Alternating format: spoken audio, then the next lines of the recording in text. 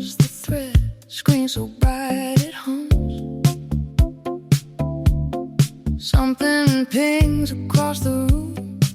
My thumb already runs.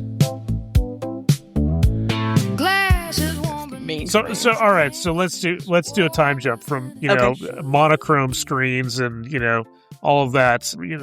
Forget the 300 baud dial-up modem, and then come up to fiber optic connections running at speeds that back then would have seemed physically implausible to anyone in 1983.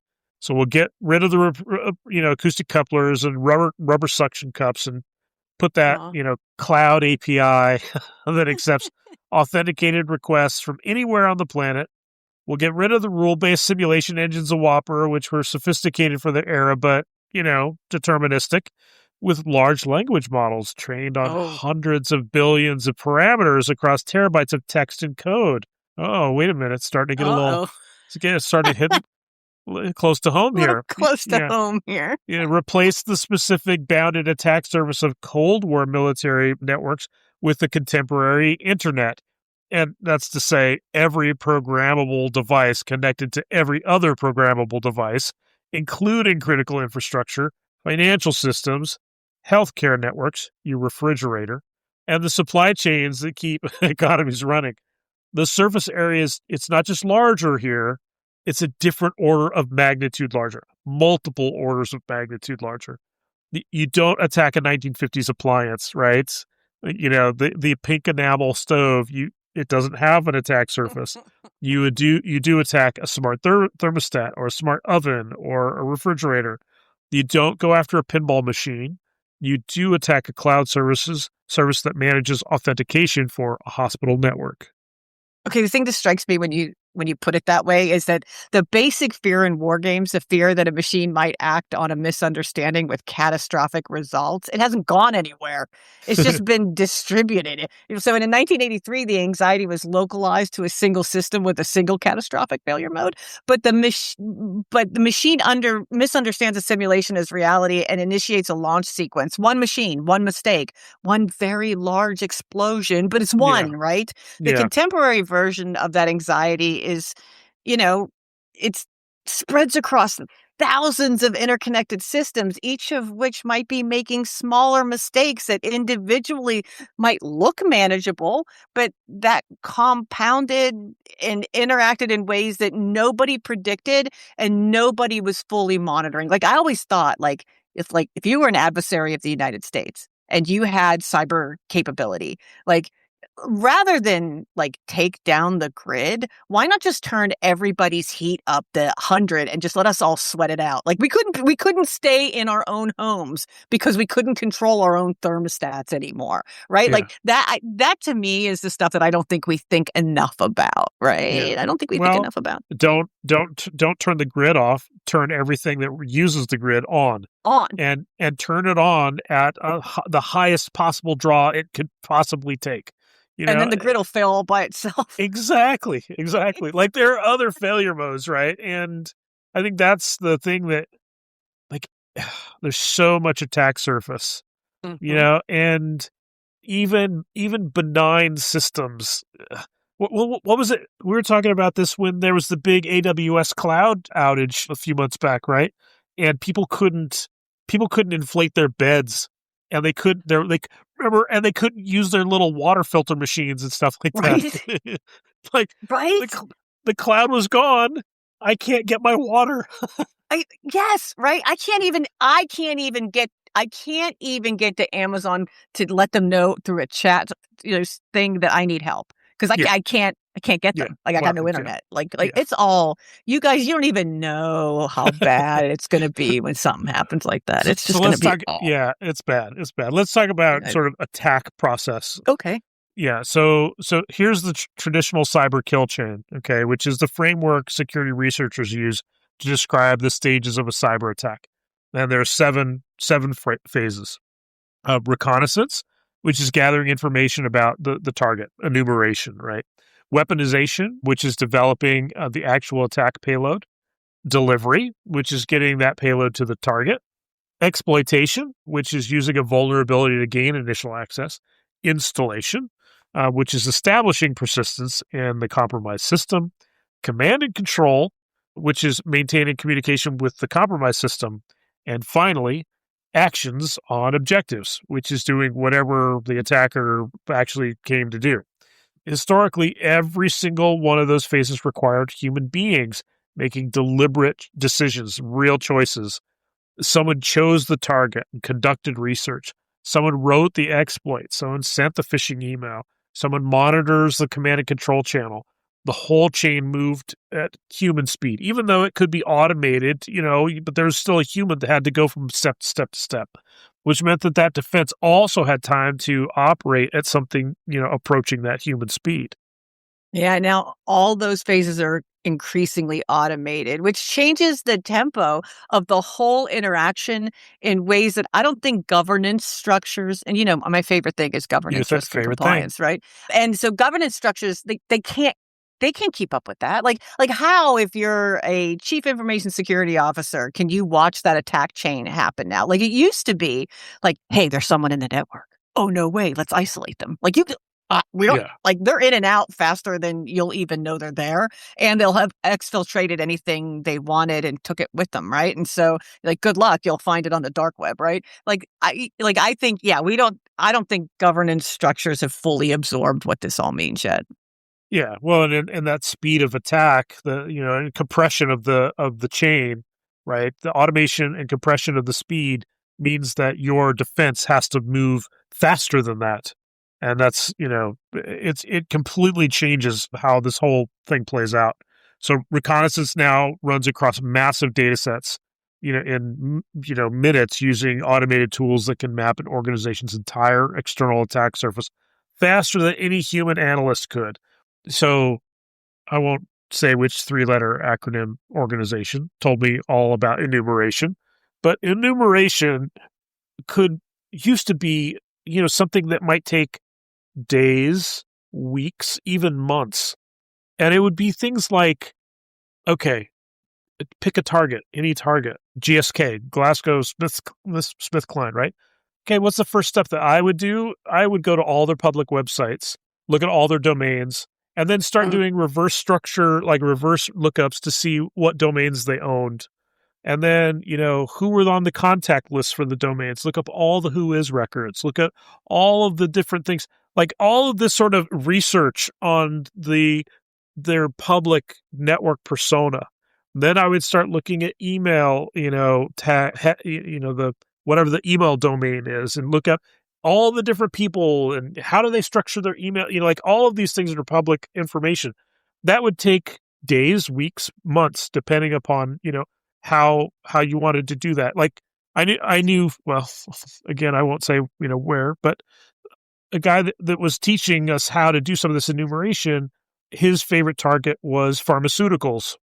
And so he knew how to get satellite imagery to figure out, this is the type of plant that this pharmaceutical company is building. And it always, I could tell you what type of drugs they were using by the size of the plant. I could tell you what kinds of, like how big the production was going to be, like all sorts of weird, crazy stuff. And he could see it from satellite imagery. And like, again, that would take weeks or months potentially to pull out all together. Now, minutes, and far, far beyond all of that, like so much information. So anyways, that reconnaissance part is huge, and it collapsed down into minutes. Weaponization is increasingly scaffolded through open source models and frameworks. What's the Metasploit, right? Metasploit was a big deal, was like 8 years ago now. And now it's like Metasploit on steroids. Exploit code can adapt and debug itself in near real time now. Phishing campaigns can now be personalized at scale using language models. Okay, and let me tell you, with the language models getting better, the crappy grammar and spelling errors are starting to go away, right? They're trained on specific individuals, writing style, professional relationships, personal interests, all of it scraped from LinkedIn, social media accounts, public records. Okay, that right there. Every time you put your resume on LinkedIn and you say, I'm currently employed here, here's all the equipment I'm certified in, here's everything we use. You're just handing it to hackers. Now they know what your infrastructure looks like and they don't even have to try. Like at least to make them work for it, right? Yeah, I know. When I was at the big bank, the whole time I was at the big bank, I didn't put that I worked at that bank in the on the LinkedIn until after I left. So. Yeah, I mean, it puts it's a huge amount of data. I mean, I had thousands upon thousands of people in my organization. I had well beyond $500 million in spend every year. Like I know I was a target because I got, I was targeted. So like you just can't make yourself an easy target. Anyways, the delivery and exploitation phases, benefit all from the same automation, and it's just getting better. The defensive side mirrors this exactly, which is good, but also not good. Autonomous detection systems, automated response playbooks, AI-driven triage and prioritization. Both sides of the engagement are increasingly operating at agent speed, machine speed. Human oversight is lagging completely behind the tempo of the interaction. The kill chain used to be a linear sequence with human decision points at every stage. Now it's just a feedback loop where the loop can complete faster than a human can actually read a status report. So in 1983, the fear was that the machine might misinterpret a simulation as reality and initiate a catastrophic sequence of events before a human could intervene. And in 2026, the question we should be asking is, what happens when machines are interacting with machines across distributed systems at speed, where human intervention isn't just slow, it's structurally impossible given the architecture, because speed doesn't change efficiency. Speed changes risk, and it changes the nature of what oversight even means, right? We haven't seen one in a while, but you remember the flash crashes, right? These algorithmic trading systems go. Yeah, right? They just blow up. They do their thing, and you have massive swings, hundreds of points up and down. These, with flash crash, that stuff happens before a human, can do anything. Before, regulator governance, they can. You're like, oh, we're going to freeze the market. It's like, well, it already happened. It's done. Like, do we freeze the market now? Like, what do you do? It's really scary. So, anyways, all right. So, here's a question. Mm-hmm. Do we stop being afraid of AI because it stopped looking like a missile and started looking like a chatbot? Okay, that's a good one. Okay, yes. And I think it's because we're inherently dumb. Like, I just think it's funny that human nature is because, missiles are cinematic, right? They have smoke trails. They leave clear, visual grammar of danger. And we've had decades of film and television to help us internalize that. When something, looks like a missile, our threat detection instincts activate appropriately. But chatbots, dude, they're polite. They say things like, happy to help. You're so smart, Renee. Let me think about that for a minute. And then that reduction in friction, it's reducing the cognitive signals that would normally make you say, I shouldn't trust this. And maybe I shouldn't give it that much power over me, right? Like we are evolutionary wired to be afraid of fire. We are not in any meaningful sense at all wired to be afraid of autocomplete. But the structural power is still there. The capability is still there. It's just wearing much better branding. And you know what? It's because we're stupid human beings. You're being polite. Like, Renee, can I have $50,000? Sure. Like, Renee, give me your $50,000. That seems like a threat. But ask me nicely, and sure, right? Like, yeah, we fall for it every time. And I think they build the chatbots for exactly that reason. Yeah, of course. I think that's definitely the way. To use your example of the $50,000, like if you were at the ATM, or whatever at a bank, or or who knows what, if somebody held you at gunpoint and said, give me all your money in your account, like, of course you that person intends to do bad. Whether or not you give them the money is a different it's a different thing. But if somebody, that and you trusted and you had built a rapport with said, Renee, I really need you to do this. Yeah, invest in my Yeah, invest with me. Can I give me yeah. $50,000? Give me That's a $50,000. different thing. At the very least, you would say, "Oh, well, what do you need that for?" Or, "Can we talk about that?" Or, like, "Tell me what you're trying to do." You're not at gunpoint, you're gonna run, Right. At this sort of polite UX process with AI, it'd be like, "Oh, well, I don't know. Maybe. Should I give you Yeah, maybe. 50,000?" Am I a partner now? Let's talk Yeah, about it. I don't know. Yeah. Yeah, Mm-mm. so that UX of Mm-mm. contemporary AI systems is specifically optimized to feel collaborative rather than autonomous. The interface design communicates, "Oh, like, I needed to do something. I'm looking at my tractor. I have some electrical problems with my tractor." So I used ChatGPT to help me with it because Claude was no good with the tractor, with tractors. I don't know why. But but It's too higher ordered thinking, it Claude. probably He's is. got other things to think It about. was an electrical issue. It turns out there are some more common electrical issues, and I couldn't uncover that information using Google search without getting inundated with stupid sponsor crap. So I get this, and I get to the end of the conversation. And it's like, "Oh, would you like me to look up this, or would you like me to explain common issues, or would you like to?" I'm thinking, "Gosh, man, it's just it wants to keep me engaged all the time and stuff." It's Mhm. like I instantly deleted the chat. But that interface, it's designed to communicate. It's a tool you're wielding rather than something that is kind of abstracted here. I'm a system with significant capabilities operating under normal direction. Those are different things with different governance implications. The UX doesn't distinguish between them. A language model that can generate functional exploit code presents itself with the same conversational warmth as a language model that's helping you write a birthday card.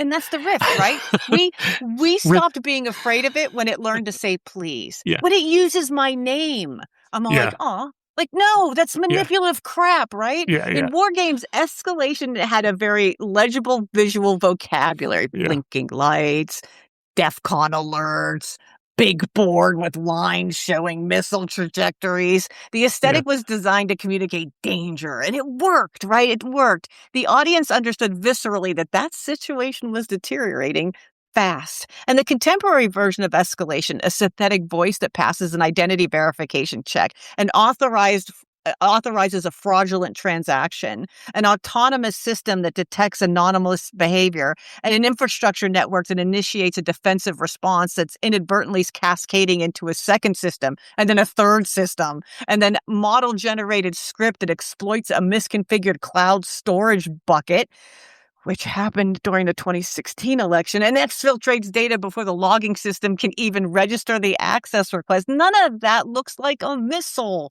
None of it has visual grammar that activates our threat detection instincts. There's a no DEFCON countdown. There's just a series of API calls that nobody can see, nobody understands, completed successfully, and somewhere downstream that damage is already done.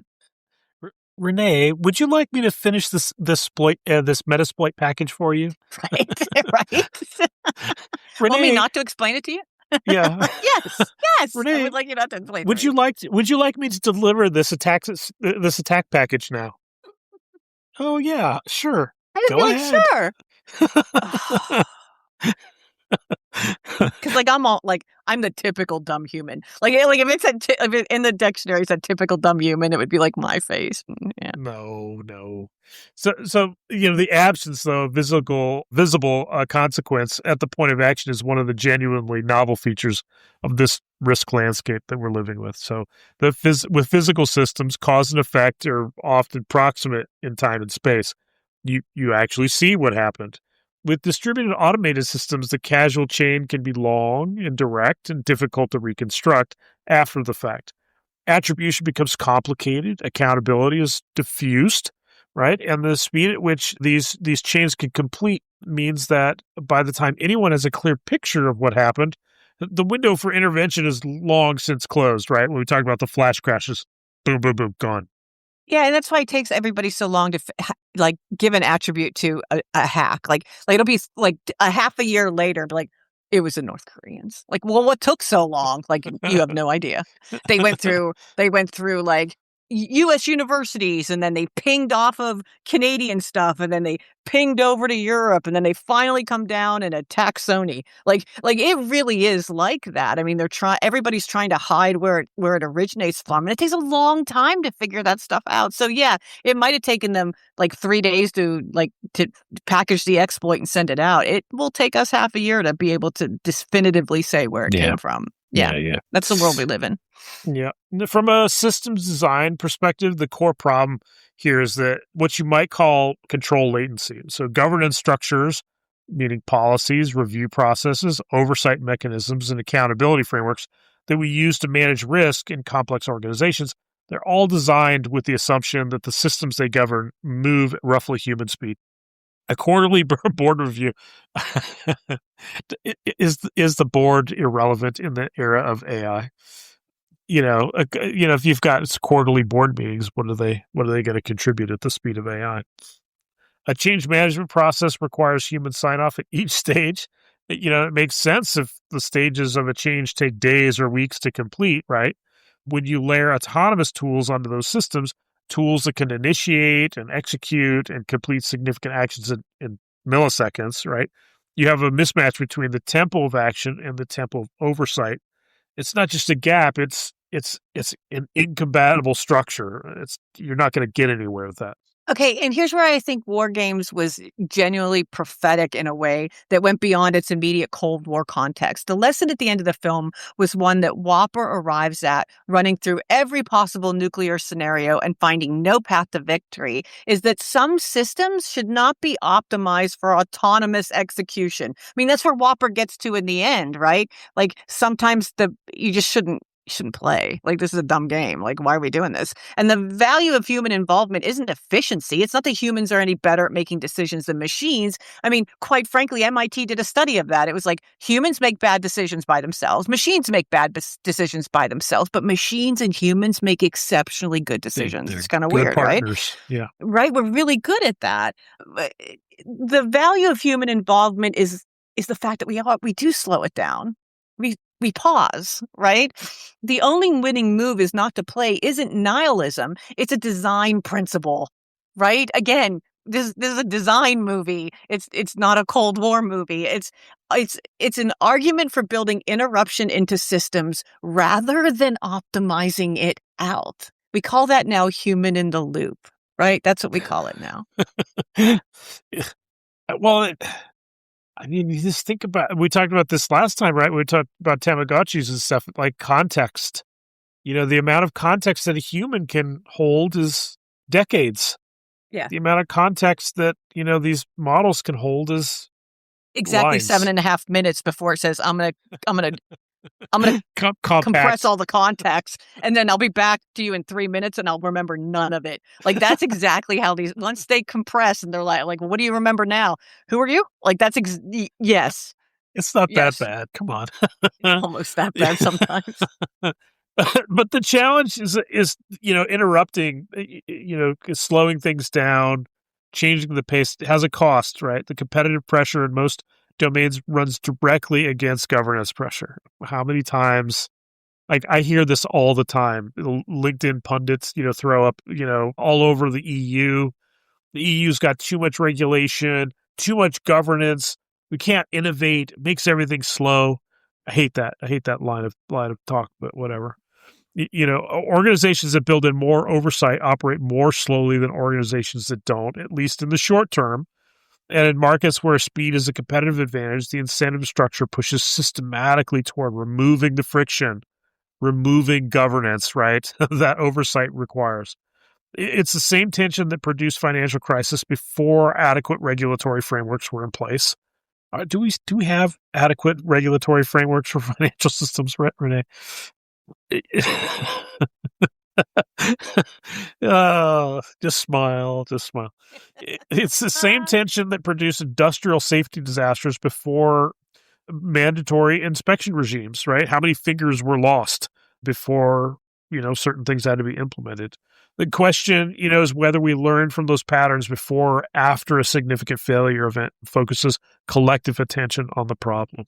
Well, okay, so when the steam engine was first built, there was no regulation, so people would just build them. People would build them in their garages, right? And then they would put them onto boats. And if you lived by a river and you were looking for a fun date, you would just go down to the river and watch them explode because they always exploded. They didn't have any gauges on them to show they were too hot, and they would just blow up. They were it was so crazy at some point, and it was causing so many fires that finally someone says, we have to standardize. You can't just build this crap everywhere. And we're tired of fishing dead bodies out of the river on date night. Like, we're done, right? But how many people had to die before we did that, right? So we build oversight at human speed. We layered intelligence on systems that move faster than the meetings, right? Like let's sit down and talk about this change.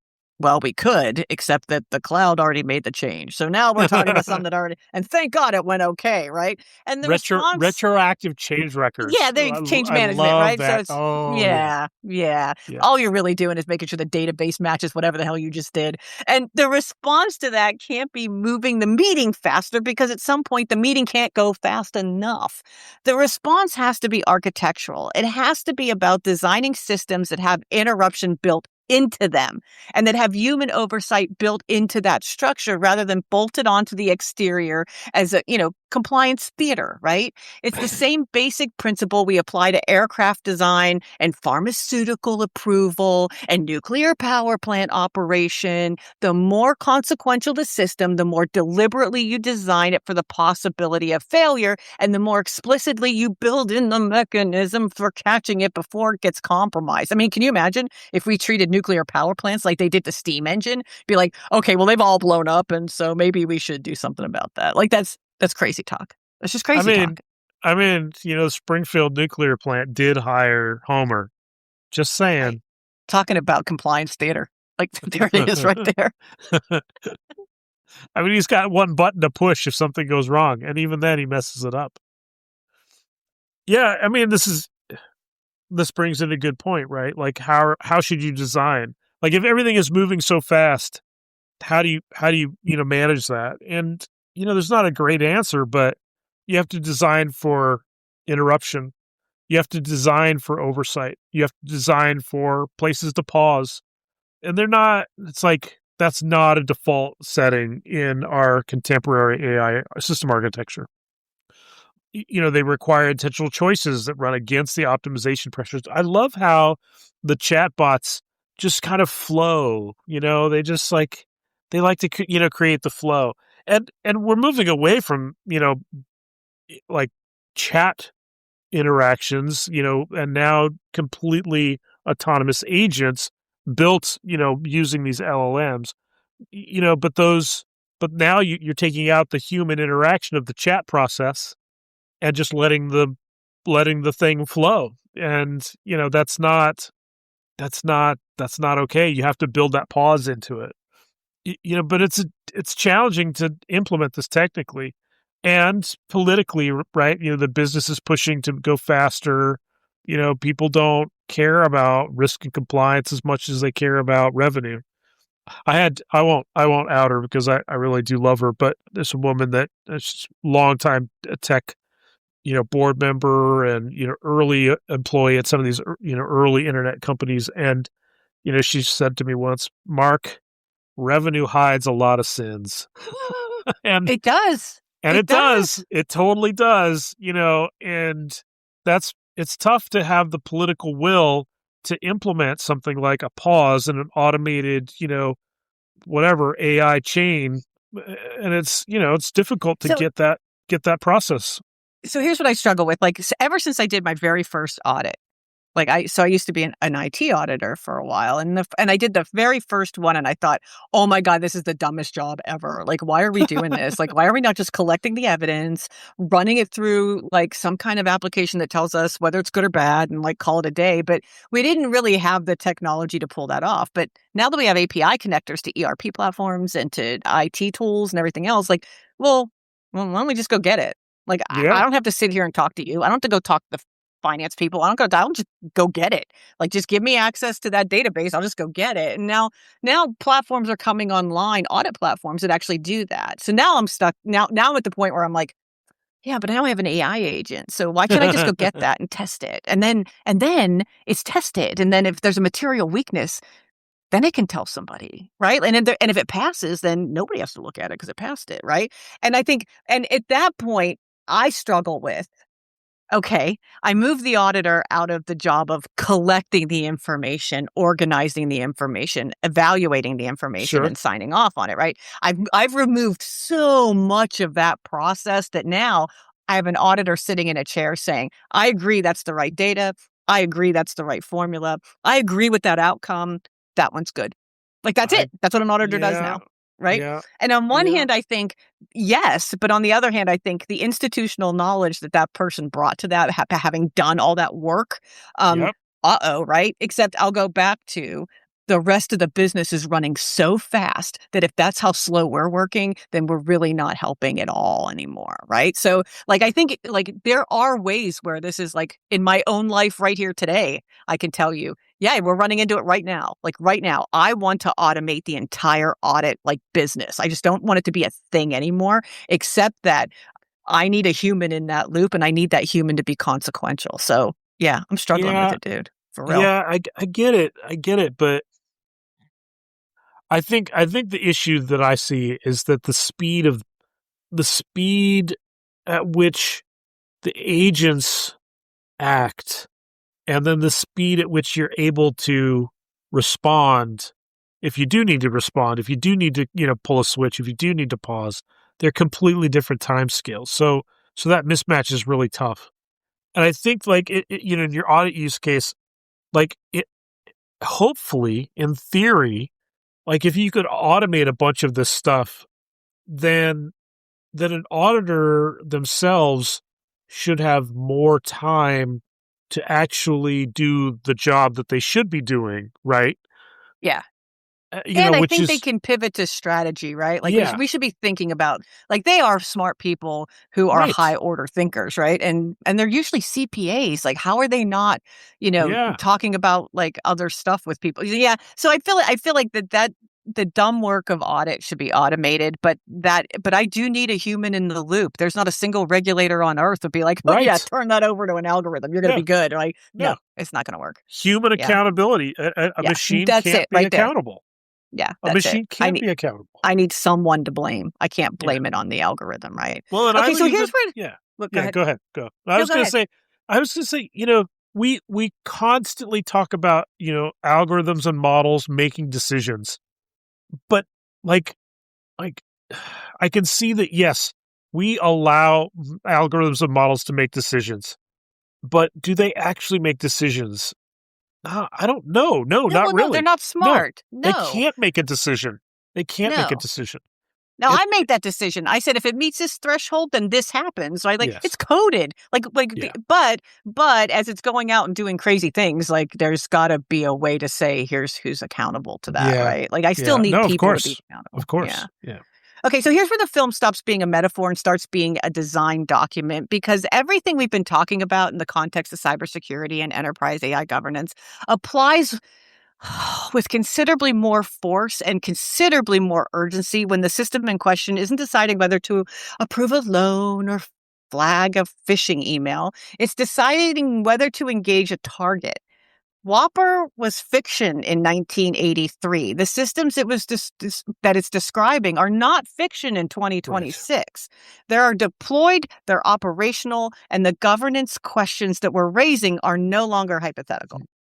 Yeah, so let's just talk about what autonomous systems actually look like on the contemporary battlefield, because public understanding of this is shaped almost entirely by science fiction, and it's worth being precise on this, right?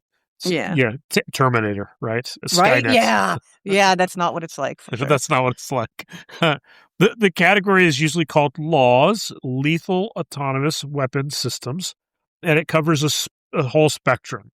At one end, you have systems that are autonomous in a narrow and bounded sense, a missile that uses onboard sensors to guide itself to a target that a human designated, laser-guided systems, smart bombs, whatever.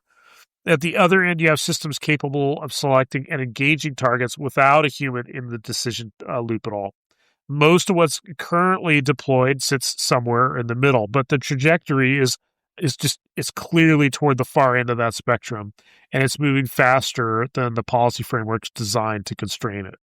The drone wars gave everyone a specific mental image of what the autonomous battlefield technology looks like, and that it's already outdated, right? The Yep. operational reality in current conflicts has moved well past the model. So remember how you used to think it was a kid sitting at a TV screen with his joystick, like looking for the thing, and then it pushes the button. And I mean, that's how we remember that. But drone Yeah. swarms, like if you've ever been to, like here, like you can't have fireworks in Right. California, right? Because it causes wildfires. So instead, they do a lot of drone shows I love where that.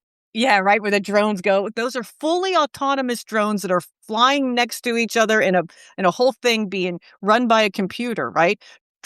There's dozens or hundreds of low-cost autonomous units. They're all coordinating with each other. And what they're doing on the battlefield is they're trying to overwhelm defenses. And they've been deployed in actual combat operations. These systems can't be operated by a human at the end of, like, there can't be 500 of you flying right next to each Right. other. Like, all right, we got this, right? Like, they're fully autonomous. And autonomy isn't a design choice anymore. It's an operational requirement. You either give the swarm autonomous decision making or you don't use the swarms, right? And so, like, we're well beyond the idea that this is all theoretical. Like, if you like, and the swarms are doing interesting things. Like, they don't all have bombs on them or guns on them. Right. Sometimes they have Wi-Fi jammers, so no one can or microwave jammers, so no one can communicate with anyone else as long as that swarm is around. Like, Yeah. that's what they're doing with that stuff, and it's real. It's real on the battlefield today. Yeah. Well, I mean, weapons are heavy. You know, Yeah, right, S- right. an electronic jammer doesn't have to be as heavy as a bomb. So, and I've seen, if you want to see some, not the swarming stuff, but low cost drone usage, there's a whole subreddit on Reddit with the Ukraine stuff where they've hacked these, Yeah, drones, and then they hack them up to like literally drop a grenade, like a yep. normal field grenade. And, it's not autonomous. It's not like what we're talking about here, but like that's like the garage stuff.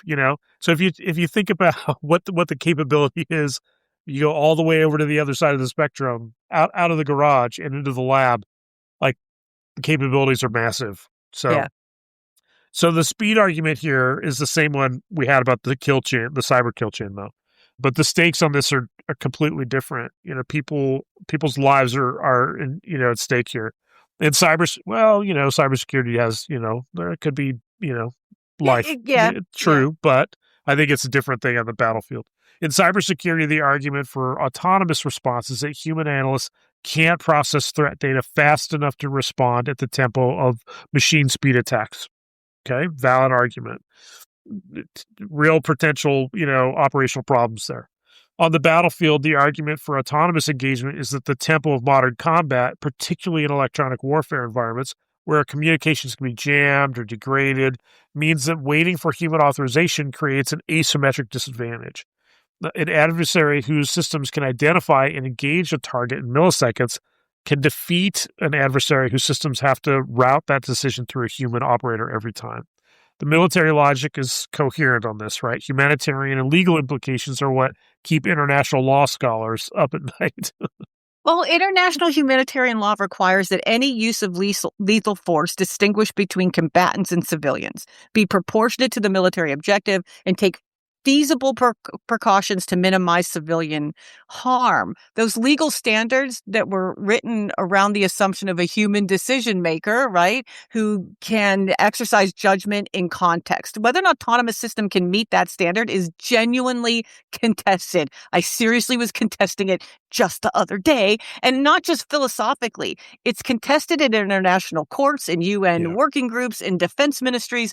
No one has resolved it. And in the meantime, the systems are deployed, the conflicts are ongoing, and the decisions are being made at machine speed in environments that are far more ambiguous than any training set ever anticipated. Yeah, the AI targeting problem is where this gets sort of technically specific on this. Contemporary military AI systems use computer vision and machine learning models to identify targets, classify threats, and recommend or initiate engagement. They're not doing the traffic grid. Right. No, they're not. They're not. That would be very scary if all of a sudden the Google image grid started showing up with, Right. The caption was like, yeah. yeah. Show all the civilians in the image grid. Oh, see. Yeah. I don't need my email that bad, you jerks. Yeah, that's what I would be saying. Yeah. So these models are trained on data sets of labeled images and sensor data. The fundamental limitation of any machine learning model applies here with lethal consequences. Okay, let me tell you this little side story on machine learning. I think it's a relatively famous example, but there's a model that was trying to determine the difference between wolves and huskies, I think it was. Model would say wolf, husky, wolf, wolf, wolf, wolf, wolf, husky, whatever. And then it gets to something and it says the wrong thing. And I think it wasn't either a wolf or a husky, but it was something else, and it was like a rabbit with snow. And it turns out that the model was like, oh, well, if there's snow, it must be this animal, and if there's not snow, it must be this animal. So it wasn't trained at all on the animal itself, but the presence of snow in the images. So it really matters what the image data set is, right? Oh my God. Yeah. That's why, we say these models have lethal consequences. Like if you don't train the model correctly, like it might be that the presence of, that's a civilian versus that's not a civilian is, that they're carrying a bag. Dude, I wore camouflage pants today. Like that's right. It's all it could be, right? Yeah. And I have nothing to do with. I'm not armed. I don't have anything to do with anything. But because I'm wearing camo today, I'm an official combatant. Yeah. Right. Bad news, right? A model trained to identify a specific type of military vehicle will have a confidence score attached to every classification it makes. In a controlled test environment, that confidence score it's meaningful.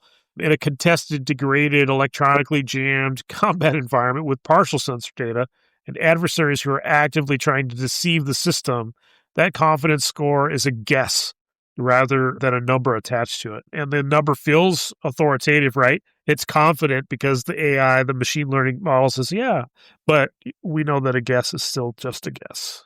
And that's where Whopper stops being Cold War artifact and becomes a live case study. Whopper's failure mode wasn't that the system was malicious or broken. The problem is that its model of the situation was wrong. It had no mechanism for recognize that its model was wrong, and no one had built in an adequate interruption point into the architecture. Every autonomous battlefield system deployed today carries a version of that same risk. Let me tell you something really quick, because we've been talking about this a lot. The AI governance weirdos on LinkedIn. There's a bunch of us that are belong to firms, and they're like we're fed up with this, and so it sent me down a rabbit hole with Anthropic saying, I don't want to do this. You can't use our platform to do this. And there's a very good reason why. It's because, Air Force tested this stuff. And what they found out was it's wrong 40% of the time in targeting. Like it's wrong. It's just flat out wrong, right? And so for drop 1,000 bombs, 400 of them are going to hit the wrong thing. That doesn't seem like the right thing to do. That model's not good enough yet to be used in. We're not talking about 2% failure rate or 4% failure or even 8. I mean, maybe you could say that that's world class, but like at the rate that it's failing, like you really have to think about that stuff, right? It is a different version of that risk, and there's a way different thing there, and the human in the loop. So we've gone from having 2,000 soldiers trying to figure out what to do with all this stuff to 20.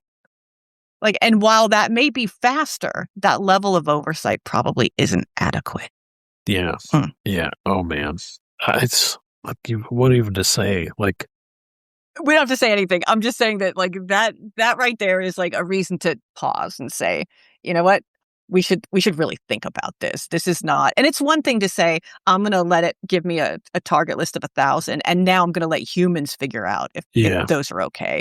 Because I think there is a level of understanding that a human being has that and a conscience and, and Ethics, an understanding ethics and understanding of morals. international law and military rules of conflict that aren't built into that model at all. Yeah. Not at all, Yeah, right? yeah. And so, there is, I mean, if that's the only reason to slow down, that's the right reason for sure.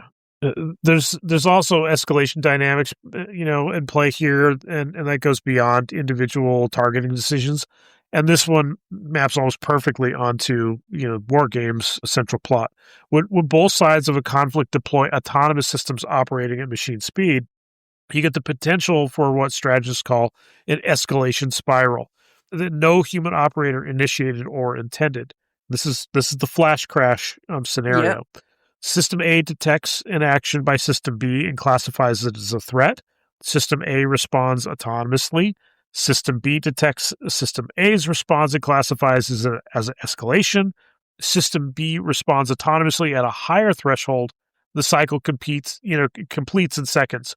The humans on both sides are watching a dashboard that's updating faster than they can interpret it. And by the time anyone with decision authority has a clear picture of what happened, the situation has already moved several steps beyond what any human could have authorized. Flash crashes in financial markets, the same principle, trillion-dollar swings in asset value in minutes. On a battlefield, the equivalent, it doesn't reverse when the exchange closes. Yeah, and here's what I think is the most uncomfortable parallel to war games. The one the film was actually warning about that we somehow failed to absorb as the civilization. The scenario that almost ends the world in the film is not initiated by a decision to go to war. It's initiated by a misclassification. A teenager trying to play a game is interpreted by an autonomous system as a Soviet first strike because the system has no way to ask, wait, does this actually make sense given everything else I know about the current geopolitical situation? Nope. It just pattern matches, it classifies, it followed by a cascade of logically coherent but contextually catastrophic automated responses that, is not a 1983 problem. That's a problem we're actively building at scale on real battlefields with real weapons in 2026. The film told us exactly what could go wrong. And you know what? We watched it and said, great movie. And then we built the thing anyway. We built the thing anyway. That's not what we always do.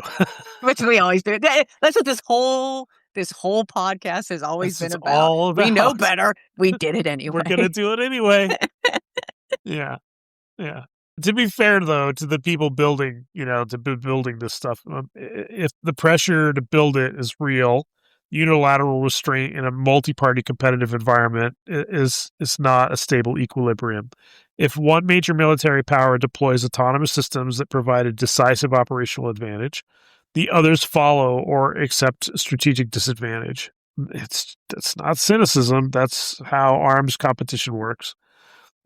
It's, I think about this a lot, in a historical context, right? The crossbow versus the longbow, tanks versus anti-tank, helicopters versus tanks, different types of planes. Like each generation is designed to, defend or attack the previous generation, attack or defense structure. It just never ends. It just never ends.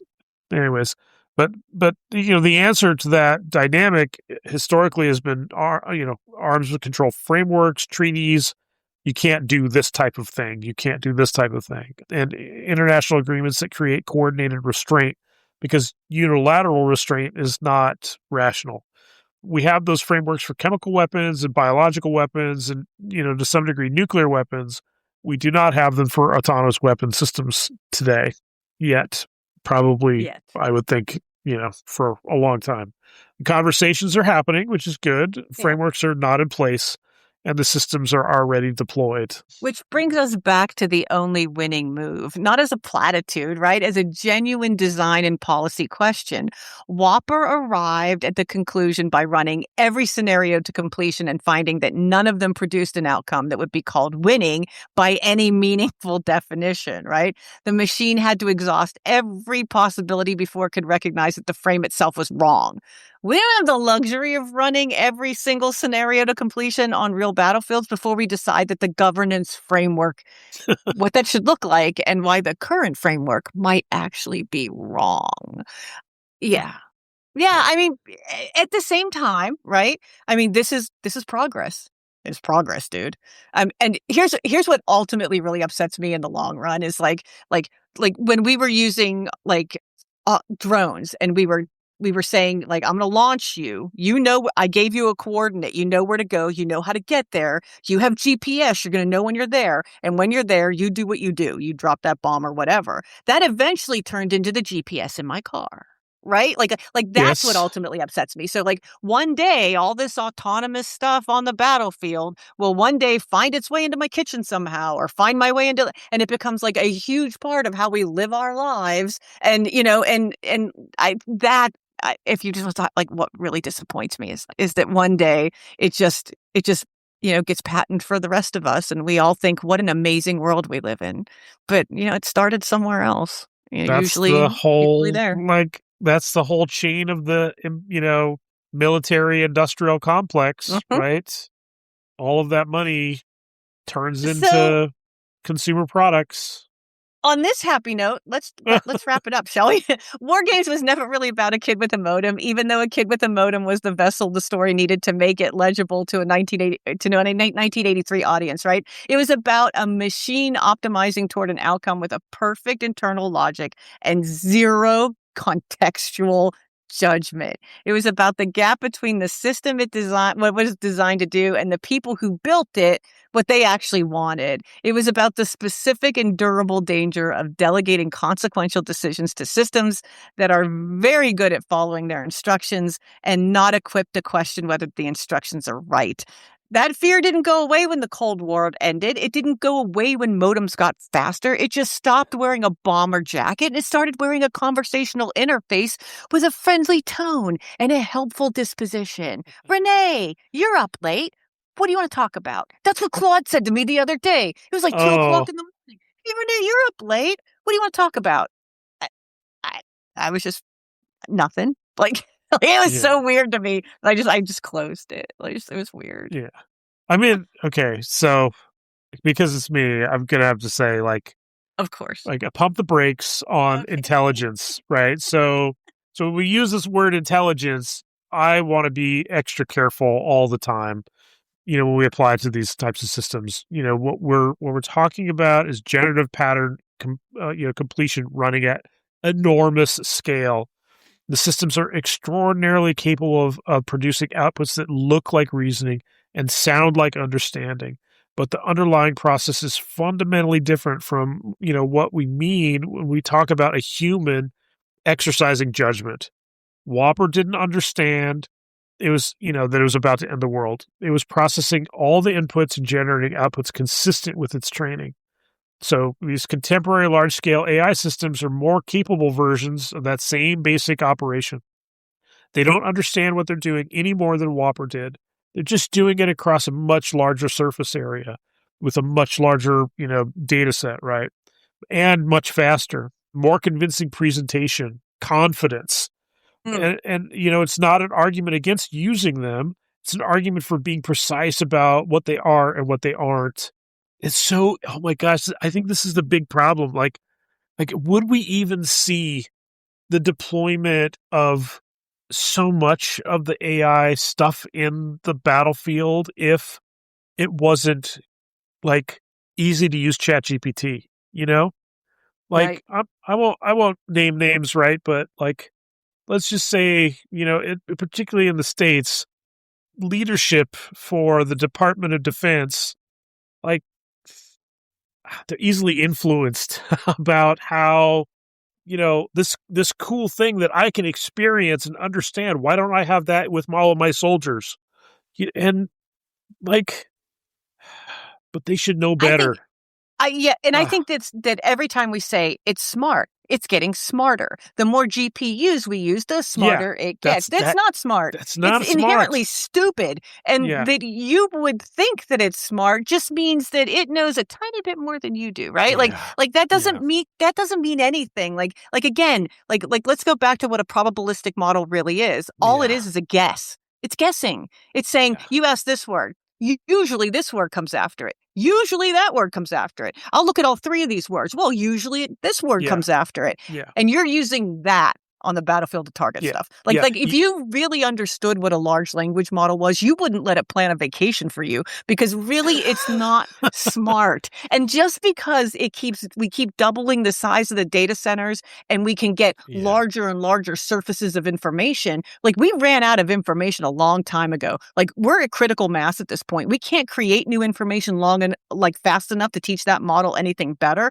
And here's what's crazy. Back in 2024 is when they hit the wall. So it used to be, give me twice as much compute power, the model will get twice as good. Twice as much compute power, twice as good. The last time they did it, twice as much compute power, it only got 5% better. Like we've hit a wall 1,000 times over. This is as good as it's going to get for a while. And here's what I'll say about that, right?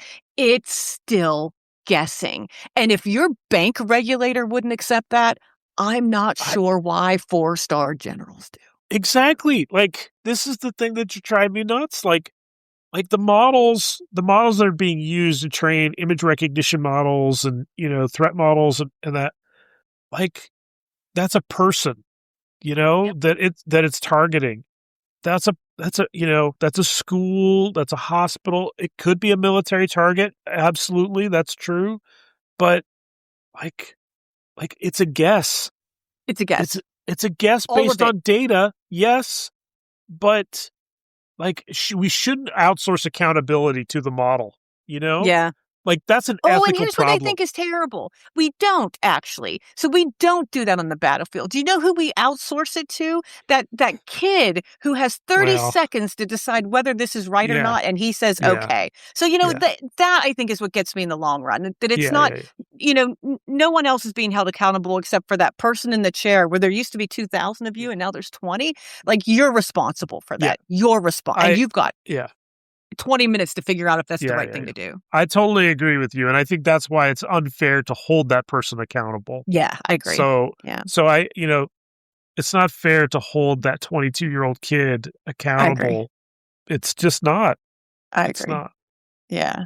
Anyways. So listen, you said it before, designed for interruption, designed for oversight, designed for pause, because escalation doesn't have to look like a missile trajectory on a big board in a war room. Sometimes it looks like a prompt completing successfully, right? Sometimes it looks like an automated response that was technically correct. And sometimes it looks exactly like everything working as intended right up until the moment it doesn't. The machine doesn't know the difference. The machine is not smart. We have to be. We have to know the difference, and we have to be smart. So, yes, that's what I think that's where we leave it. It's not smart. We have to be. Yeah. All right. Look, kind of heavy. You have a lot of end. editing to do, dude. Don't do this one on video. You got a ton to edit. I know. It'd be too hard to do the video on this. I'll have to split it up because this is 2 hours of stuff here almost. So look, if you once war dialed a random phone number and felt, your heart rate increase when something answered or it went, we get that. We understand completely. And if you spend any part of your professional life trying to explain to a boardroom why governance frameworks designed in 2010 are not adequate for AI systems operating in 2026, this episode was for you specifically, and we hope it helps. Yeah. The kid in the bedroom is still there, by the way. They got a laptop and a cloud account and access to open source models that can do things the 1983 version of him or her or them, could not have imagined. The infrastructure is still fragile in the places it matters most, and the machines are still very good at following their instructions. Deterministic outcomes still work, Renee. They still work. I know it's hard to believe.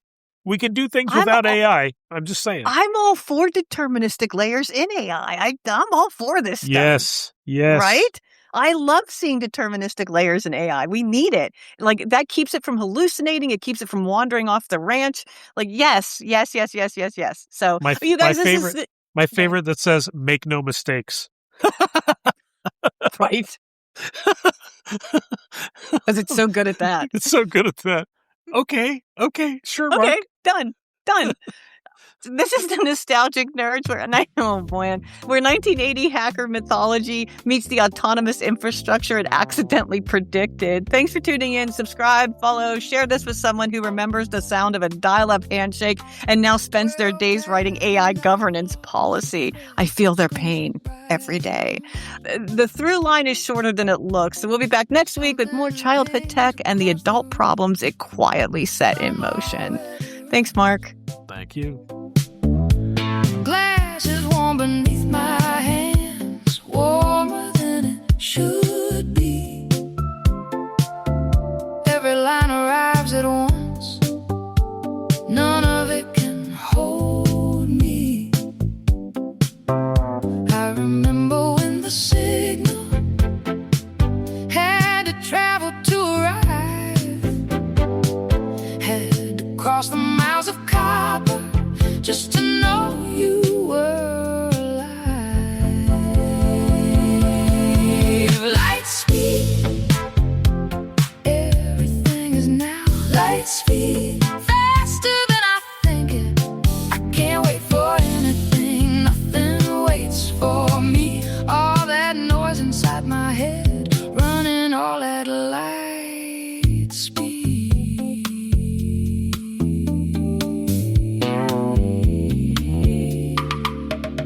14 warnings on the screen, gotta answer right now. Systems on alert, red badges flashing. Something tripped a wire somewhere half a world away. By the time I've read the first, 3 more are on their way. I remember when the cursor used to blink and hold its ground, when the space between the words was where the meaning could be found. Close the screen, let the room go dark.